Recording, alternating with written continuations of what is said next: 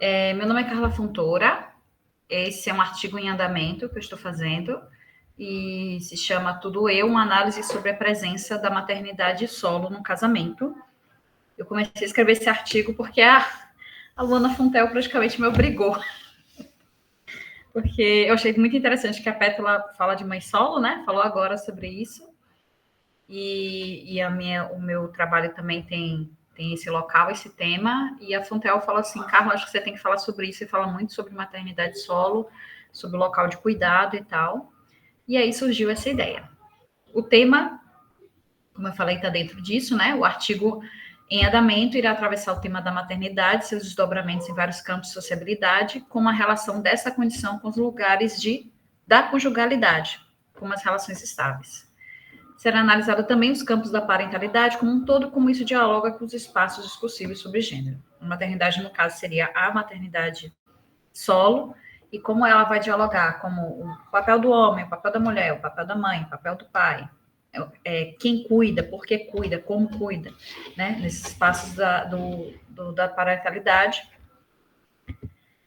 E o objeto de pesquisa é questionar essa relação da maternidade com a condição de conjugalidade, ao confabular que o termo mãe solteira abdica a responsabilidade paterna no caso da mãe mudar de status conjugal, adotando assim o termo mãe solo, que é uma mudança que aconteceu dentro dos estudos, especialmente pelas mulheres mães feministas, que começaram a reivindicar que se uma mãe ela não tem a participação ativa do pai no cuidado, né, do seu filho, quando ela está separada dessa pessoa, mesmo que ela esteja em outro casamento e que esse parceiro ou parceira esteja presente, se esse pai não está ativo, ela continua como mãe solo. O objetivo do meu artigo é o quê? Ampliar essa percepção a compreender que a vulnerabilidade física, psíquica e emocional identificada na maternidade solo pode dar sinais mesmo dentro de um relacionamento consolidado com o pai da criança.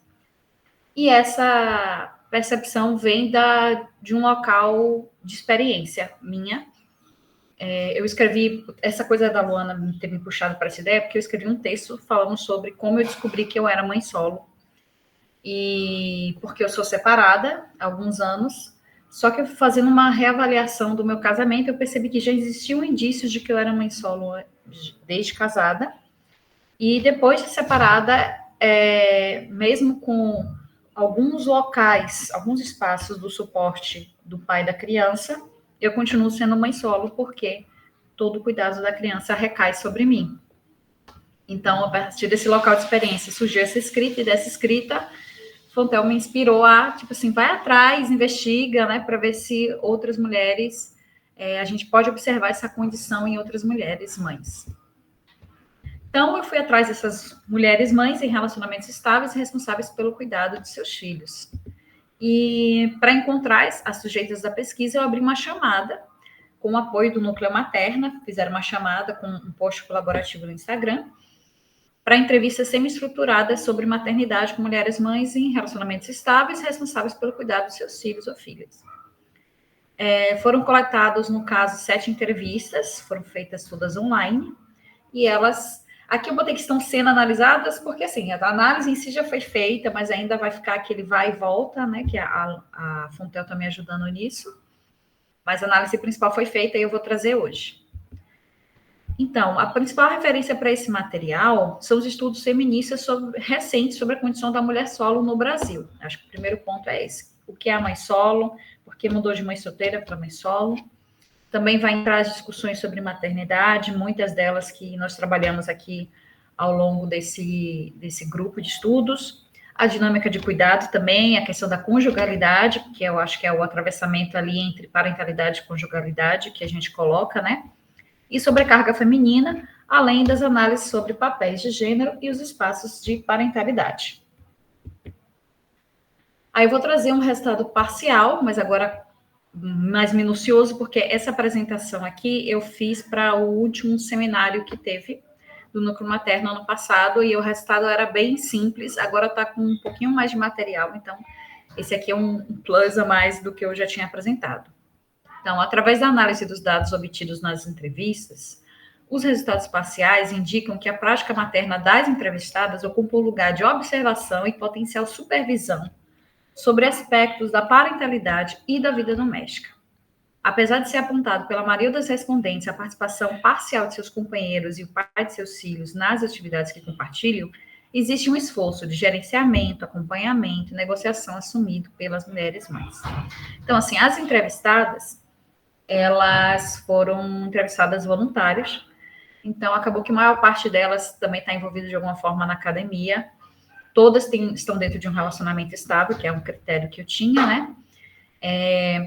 E todas demonstraram que, dentro do relato delas, todas demonstraram que existia a participação daquele companheiro. Porém, quando elas descrevem a rotina, elas sempre mostram um local de falta deles em algum espaço. E essa falta não é referente a uma inabilidade, uma incapacidade deles, até porque muitos dos casais, da condição que eu vi das famílias, os dois trabalham ou os dois trabalham e estudam. Às vezes a mulher até trabalha menos porque ela acaba arcando mais com o local de cuidado, mas ela também trabalha. Ou ela estuda menos por causa disso também, mas todos estão meio que configurados nessa forma, a maioria das respondentes.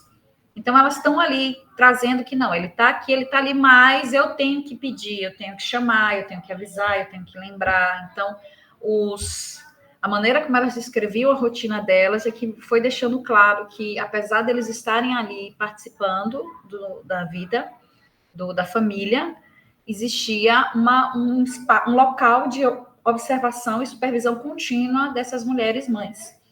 E essa supervisão era solitária, porque dentro dessa conjuntura das famílias, que todas eram famílias nucleares, basicamente, com uma pequena rede de apoio, se tem dois adultos funcionais cuidando de uma criança e apenas um adulto está ali super ocupado na supervisão, na análise de como as coisas estão acontecendo, é porque o outro não está ocupado nisso. Então, fica claro que as mulheres mães fazem esse maior esforço de gerenciamento e negociação contínuos.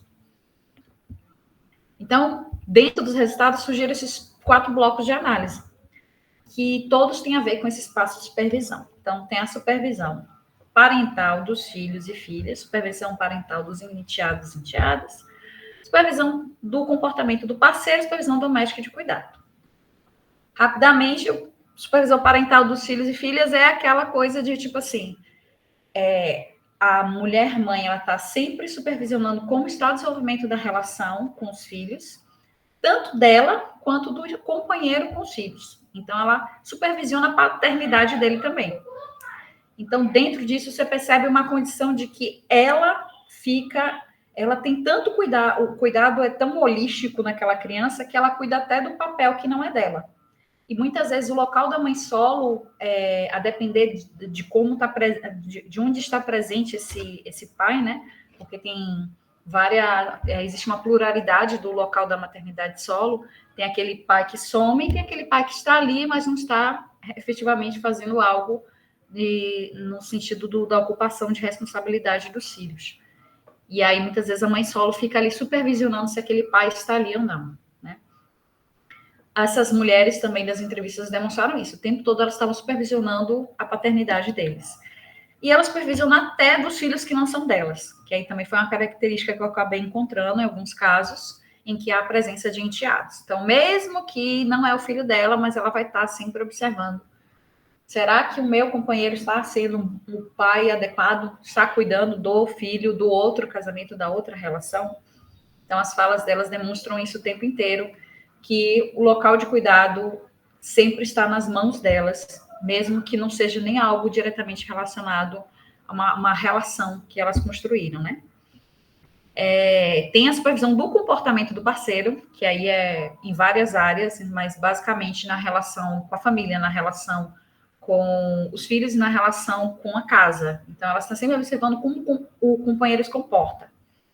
Sempre analisando qual é o espaço que ele detém dentro da dinâmica da família, de rotina, de cuidado, de atenção, de resolver demanda. Então, elas estão sempre observando o que esse parceiro está fazendo, porque parece que sem essa supervisão delas, ele não vai contribuir, trabalhar dentro da família. e a supervisão básica doméstica de cuidado. Então, é muito assim, esse é a mais clássico, né? Que é estar supervisionando se o básico está sendo feito, desde lavar pratos, se está arrumando as coisas, se está organizando, e até elas conseguem distinguir em que áreas eles vão atuar bem, em que áreas eles não vão atuar bem, mesmo que para elas não tenham uma designação do que é bom, do que é ruim, elas fazem de tudo. Então, por exemplo, ele é bom para lavar o prato, mas ele não é bom para arrumar a mala da criança. Então, assim, elas têm todo esse direcionamento e gerenciamento de onde cabe aquele adulto funcional dentro da família. Obrigada. E aí, o que acontece? Eu vou trazer ao longo do artigo, né, análises de vários estudos de cuidado parental, de local de gênero e tal, para mostrar que esses homens, mesmo que eles estejam contribuindo dentro da família, seja no local da paternidade ou na atividade doméstica e tudo mais, a participação deles demanda essa supervisão da mulher-mãe. Então, ela está sozinha o tempo todo, performando a família para que a família aconteça, em vários âmbitos, do café da manhã que vai ser feito até se o pai vai se dar bem com o filho, assim. E aí, um elemento muito forte que eu encontrei nas falas delas, que é o que puxa o título desse artigo, é esse local do eu. Foram 7 entrevistadas e 6 delas trouxeram o eu com alguma conotação mais intensa, seja com a questão do tudo eu faço, tudo sou eu, é só eu, tudo comigo, eu, né? De acordo com as perguntas que eu fazia. Foi uma entrevista semi-estruturada, então eu fiz algumas perguntas e, na medida que elas conversavam, eu trazia mais questionamentos, pedia uma elaboração melhor da parte delas. Então, por exemplo, aqui, tudo eu, a entrevistada fala sobre atenção à tarefa doméstica. Então, tipo assim, ele pode, o companheiro pode até fazer a determinada atividade doméstica, mas a atenção está toda sobre ela. O eu faço, que é tomar frente da casa e da família, eu já resolvo e só comunico quando a mais nova está doente, né? Quando as situações relacionadas à saúde, bem-estar. Então, normalmente, essa entrevistada, a Amy, ela dizia que, não, eu já resolvo tudo, só aviso para ele sabe o que aconteceu, se precisa de medicamento, o que foi, o que é necessário.